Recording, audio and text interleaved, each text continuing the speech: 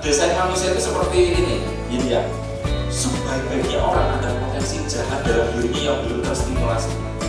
Sejahat-jahatnya orang ada kebaikan di dalam diri. Yang ini kalau kita sentuh terus ini mau besar.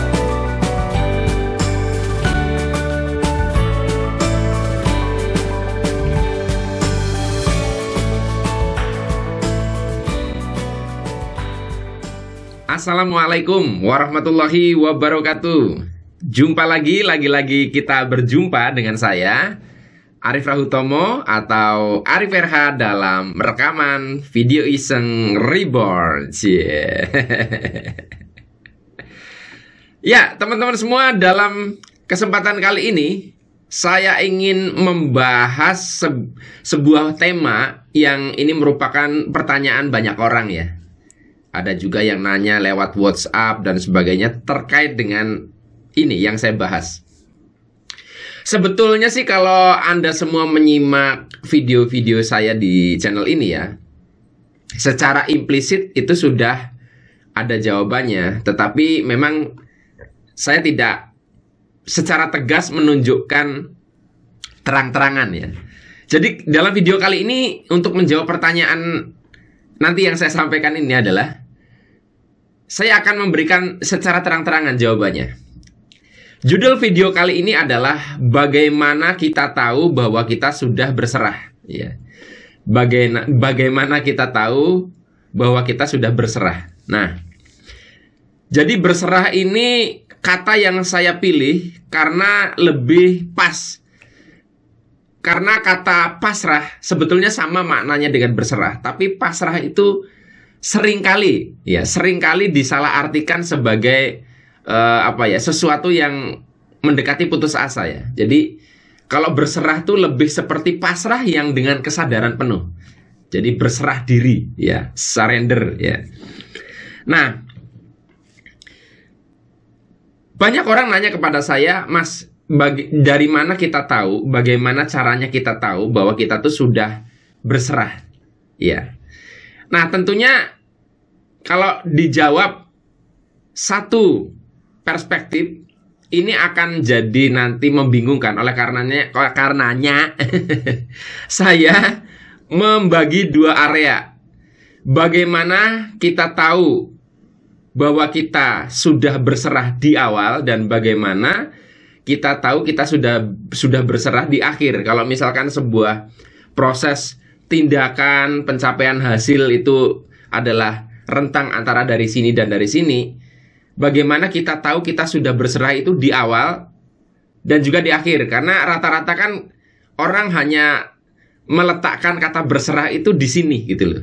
Nah, tapi yang menarik adalah walaupun ini di dua zona, itu caranya sama sebenarnya. Hanya timing waktu untuk menyampaikan caranya, melakukan cara yang saya sampaikan ini hanya berbeda saja. Satu dilakukan di awal, satu dilakukan di akhir. Bagaimana caranya teman-teman? Caranya sederhana. Tanyakan kepada diri Anda. Pertanyaannya begini. Bagaimana jika nanti terjadi hal yang tidak aku inginkan? Jadi misalnya kalau Anda sedang melakukan sebuah bisnis atau berinvestasi, kemudian tentunya kan Anda membangun sebuah harapan Anda mengalami keuntungan, mendapatkan profit dalam investasi atau bisnis itu. Oke ya. Nah, ketika Anda hanya berpegang pada hal itu, Anda berada pada jalur positive thinking. Nah, kan Anda pasti tahu kan, saya pernah bahas dalam video terdahulu nih. Nah, tapi dengan cara seperti itu, Anda belum tahu apakah Anda berserah atau tidak. Karena berserah itu tolak ukurnya adalah bagaimana jika tidak terjadi sesuai yang kita harapkan. Sementara berserah adalah kita mampu menerima sesuatu yang tidak sesuai harapan bahkan. Ya.